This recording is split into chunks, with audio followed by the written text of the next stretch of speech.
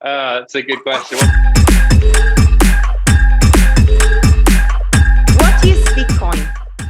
Yeah, so Bitcoin is a decentralized asset that allows you to hold value and ultimately as an inflation hedge and be able to trade this and use it as an alternative payment mechanism.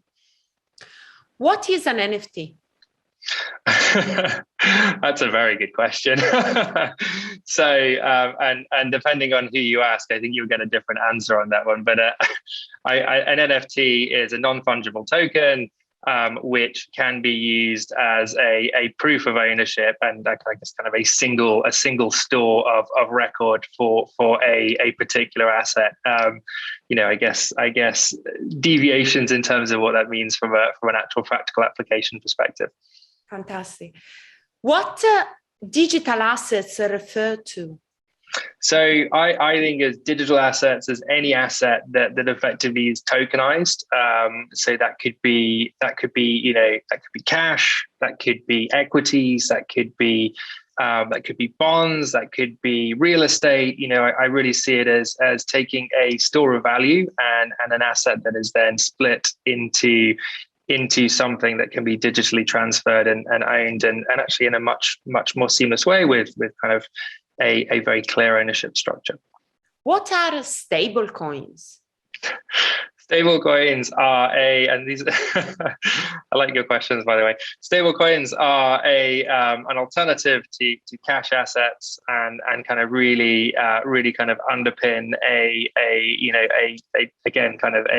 value transfer. Typically they're one-to-one backed, so you'd expect them to have an underlying that's kind of held against it. And this has been done throughout history as well. So if you kind of look at, there's obviously the kind of the euro, USDT and others, but if you go back to things like precious metals and other things, there've been other pooled allocations and ways of transferring value against asset-backed entities.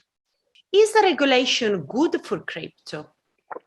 I think regulation is good for crypto. I think, there is, I think we've seen a lot of reasons and situations where people have been burnt from a lack of regulation, like Squid Game coin or meme coins being some of the obvious examples. And I think regulation opens up the doorway for more institutions to come and play in the space. What is your favorite wallet and exchange? It's a good question. Well, my favorite exchange is Bitpanda Pro.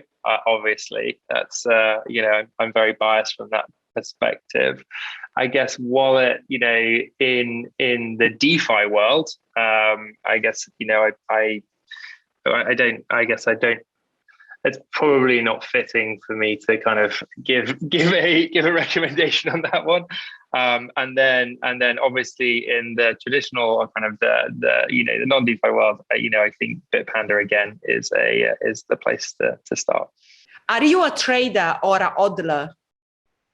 I am a hodler for sure. I have tried the trading side of things, and I definitely think there's a lot more long-term value in looking at projects for kind of what they are and what they will be in the future versus kind of necessarily trying to trade in and out of positions. I think it's very easy to get burnt in those positions.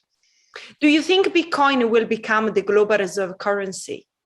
I think Bitcoin will become the global reserve currency. Do you want crypto to become mainstream, or you'd prefer that it stay pure but niche?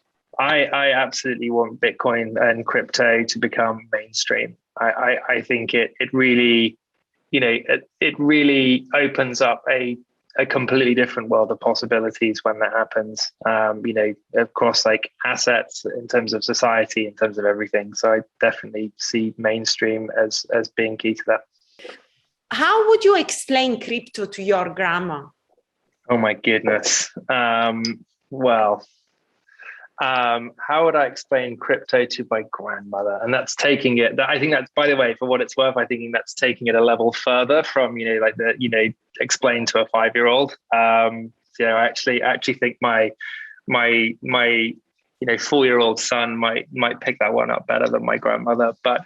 But I would go down the route of it is an alternative store of value that allows you to instantaneously hold and transfer that value to other people and have clear rules around the transfer of that value.